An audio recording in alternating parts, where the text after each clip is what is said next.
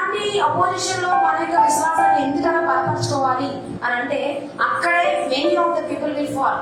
అక్కడే చాలా మంది అరే నాకు కష్టం వచ్చింది, నేను ఇక్కడ దేవుడి వైపు ఎందుకు చూడాలి, ఇక్కడే నన్ను దేవుడు ఎంత జైల్లో పెట్టాడు, అన్ని అద్భుత కార్యాలు చేయగలిగిన దేవుడు నన్ను ఎందుకు జైల్లోకి తీసుకురావాలి, అసలు నన్ను ఎందుకు ఇలాంటి సిచ్యువేషన్ లో నన్ను పెట్టాలి. బికాస్ ఆయన నమ్మదగిన దేవుడు అని చెప్తాడు కదా, ఆయన ప్రతిదీ వాగ్దానం ఇచ్చారు, గొప్పగా చేస్తారు, నేను గొప్పగా నిలబెడతారు, అనేకమైన చదువులకి అధికారిగా నేను నిలబెడతానని చెప్పి వాగ్దానం చేసినటువంటి వ్యక్తి ఏం నన్ను ఇలాంటి పరిస్థితుల్లో నన్ను తోడుకుని వెళ్తున్నాడు, ఇలాంటి వ్యతిరేక పరిస్థితులను పెడుతున్నాడు అని చెప్పి కొంతమంది అక్కడ విశ్వాసాన్ని కదిలించి పడిపోయే వాళ్ళు షేక్ అయిపోయిన అనుకుంటారు.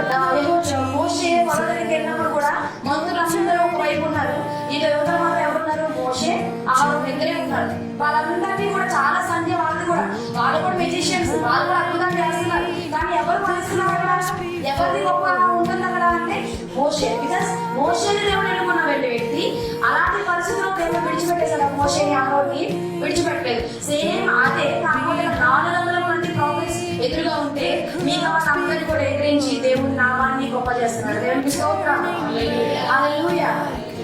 మీతో ఒక మాట చెప్తారు, 7:7 చూడండి.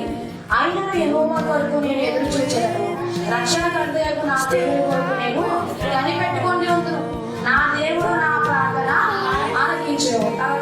నా శత్రువు నా మీద అత్యయింపవద్దు, నేను క్రింద పడినను తిరిగిలేదు, నేను అంధకారమును కూర్చున్నాను వెలుగుదాను, నేను యెహోవా దృష్టికి పాపము చేసిన కనుక ఆయన నా పక్షమున వ్యాజ్యమాడి నా పక్షమున న్యాయము తీర్చు వరకు నేను ఆయన కోపాన్ని సహించును. ఈ మాట ఎవరైనా చెప్పగలరా?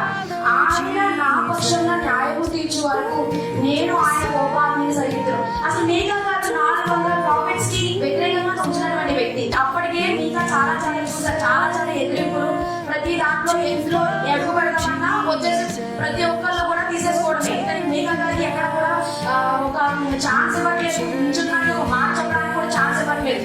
అంతమంది మెజారిటీ అక్కడ ఉన్నారు కాబట్టి అక్కడ రాజు ఏం చేస్తాడు, ఇంకా మెజారిటీ ఓటు తీసుకొని వాళ్ళ పక్షంగా నిలబడి అన్ని నడిపిస్తూ ఉంటాడు. కానీ మీకా అంటున్నాడు, నేను ఎక్కడో నా తల్లి గర్భంలో నేను ఎక్కడో పాపం చేశాను, మన అందరం కూడా పుట్టగా ఉండిపోయాను పాపలు, నేను పాపం చేశాను, నా పాపానికి దేవుడు న్యాయం చేస్తున్నాడు, ఆయన కోపాన్ని చల్లార్చు వరకు నేను ఎలా ఉంటానో చెప్తున్నాడు. ఇక సహిస్తాను నేను ఆయన కోపాన్ని. అరే నేను 400 మందికి వ్యతిరేకంగా నిలబడుతున్నాను, దేవుడు నా ఎఫర్ట్స్ చూడట్లేదు, దేవుడు నన్ను ఇంతగానే నిలబడాను, అయినా సరే దేవుడు కొరకు కదా నిలబడ్డాను నేను, అయినా సరే దేవుడు నా పక్షంగా ఎందుకు ఉండట్లేదు అని ఏమన్నా దేవుడిని వ్యతిరేకించారా?